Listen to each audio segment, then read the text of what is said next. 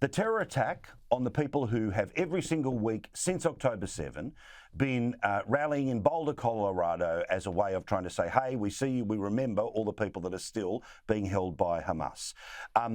CNN disgustingly, hours after everyone had seen the video, everyone had heard what he'd said, everyone knew what this was still pretending, oh, we don't know if this is a terror attack, because they were pushing back against the FBI coming out and telling us, yeah, what you saw was real and we're going to treat it that way.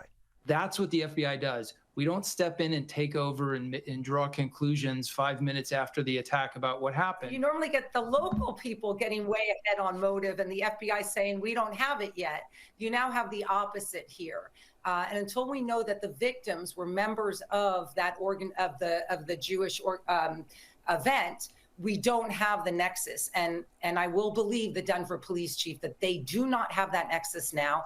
And if they do, I will be the first one out here saying that that is a hate crime. But until we do, we all need to not follow the FBI's tweets. Not only the FBI, both the director, Kash Patel, and the deputy director, Dan Bongino, immediately said, this is obviously a terrorist attack.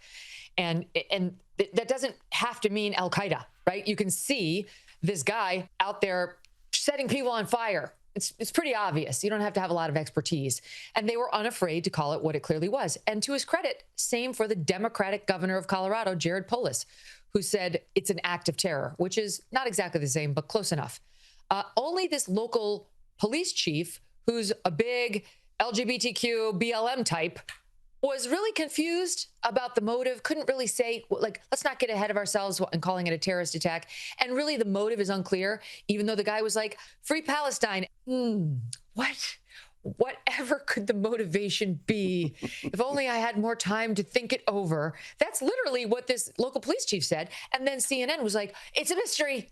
Look at the local guy. He was the responsible one, as opposed to giving some credit to one of the few times in recent history we've had an agreement between a Democratic governor and two Republican leaders at the FBI. Megyn, we love you. We look forward to seeing you next week. In the meantime, I want everyone, SiriusXM, you get the app, or find it, podcast, YouTube, Megyn Kelly Show, best show in the world. And I have a TV show.